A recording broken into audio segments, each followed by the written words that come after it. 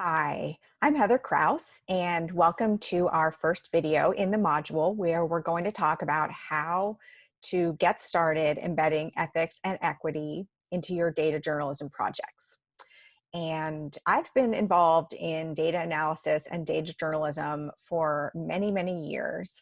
And I got into this field because I was really, really excited about the idea that we could use data, quantitative data specifically, to embed equity and objectivity into our stories, into our narrative. That we could use data to kind of get past politics and religion and color and gender and create a shared understanding of what was going on in the world by using quantitative data, because quantitative data, as I was trained growing up and going through school, was objective. I have advanced degrees in mathematics and computer science and statistics, and I really loved the fact that data was objective. And then I started working in the field and very, very quickly realized that data is in fact not objective. And the place where I really came to understand this was when I was working in rural Bangladesh. And we were telling stories about what was happening on the ground in rural Bangladesh and what was helping and what was not helping in the human conditions in rural Bangladesh. And this is where I realized that this is what data looks like on the ground.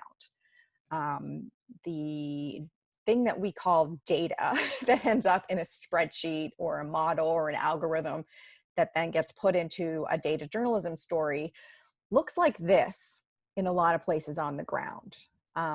This is what data starts its life as. And you can see that here in rural Bangladesh, we were collecting data using symbols and pictures and things that were meaningful on the ground.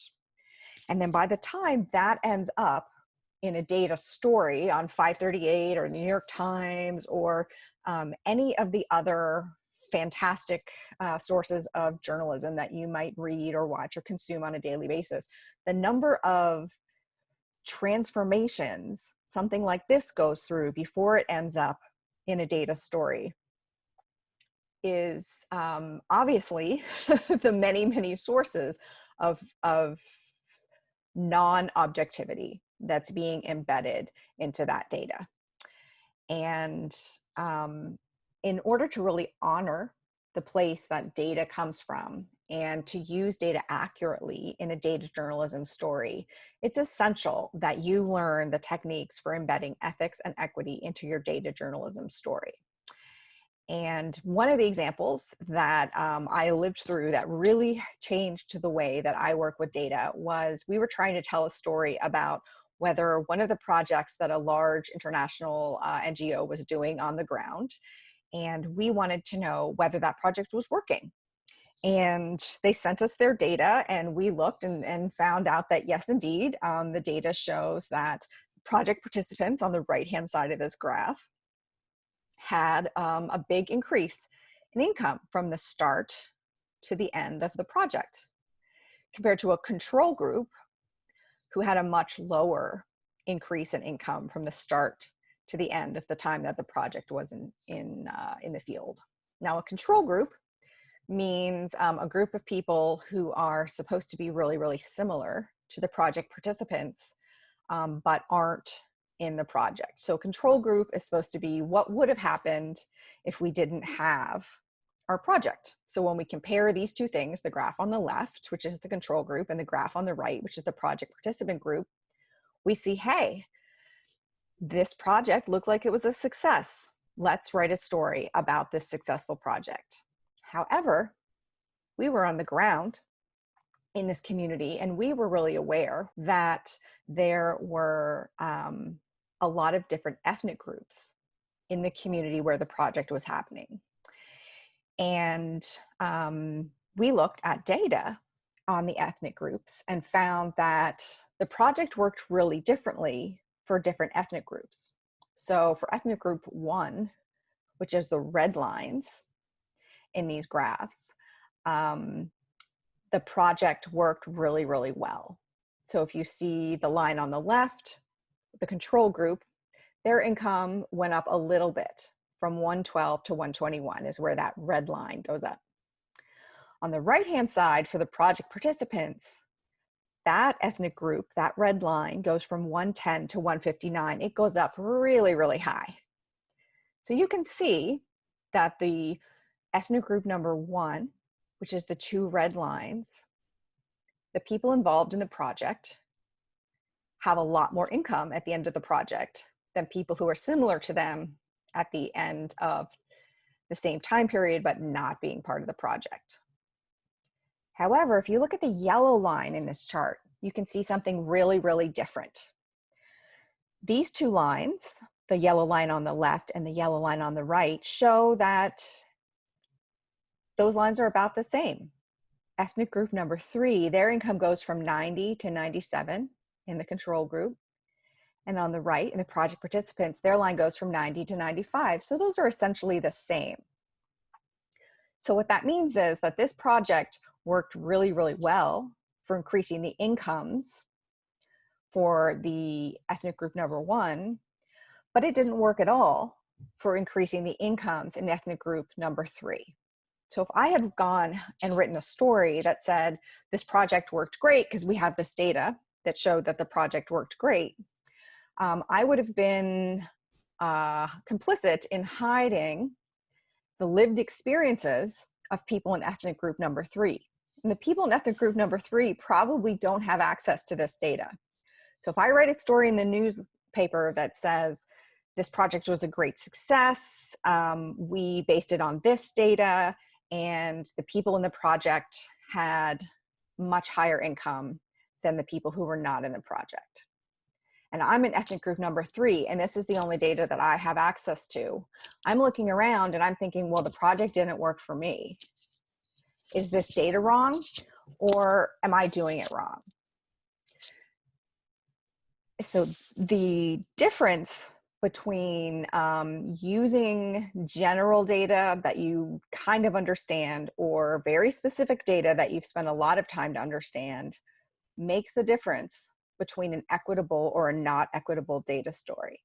And there's one more step to talk about in this example, is that from the perspective of income inequality, you can see that at the beginning of our, or not at the beginning, but yeah, at the beginning of our time period, the red ethnic group number 1 is earning significantly more than yellow ethnic group number 3. And that's the same in the control group and the project participant group. But by the end, in the control group, by the end of our time period, there's a $24 gap. The income inequality between ethnic group 1 and 3 is a $24 gap by the end of the time period for the control group. That's the people who are not in our project. However, on the right-hand side, you can see that by the end of our time period amongst the project participants, there's a $64 gap between the highest ethnic group and the lowest ethnic group. So our project on the ground actually increased the income inequality in the community. So you or me as a data journalist have 3 options. So we can report on the project using this data and say the average income increased. It looked like the project worked. Or we can say the average income increased for some people, but not for others. Looked like the project worked a little bit. Or we can say the project greatly increased the income inequality gap in our community and the project didn't work at all. Those are 3 of many, many possible different ways to use data in a data story. So these possibilities are my lived example of why it's essential that if you're going to write data journalism stories, you need to have a set of strategic processes and checklists to decide and make transparent what are the ethical and equitable uses of data in your data story. And what is equity in data anyways. Equity in data is processes to avoid racism, sexism, and homophobia in data and analysis that goes into your story. What is bias? As a journalist, you've probably been taught to think that bias is taking a value judgment rather than simply trying to maintain objectivity. In data journalism, bias is systematic error introduced into sampling or testing by selecting or encouraging one outcome over the others. So bias is kind of a data process way to set up the way that you interact with data to encourage a specific result. Often it's done unconsciously and accidentally. Sometimes it's done consciously and intentionally, and usually it's a combination of the two. So in this course, we're going to walk you through a really specific 7-step data equity cycle where you can learn how to embed equity and ethics into your data projects. And the 7-step data cycle is a systematic, tool-based and checklist-based way for you to monitor and think about everything that you're putting into your data project.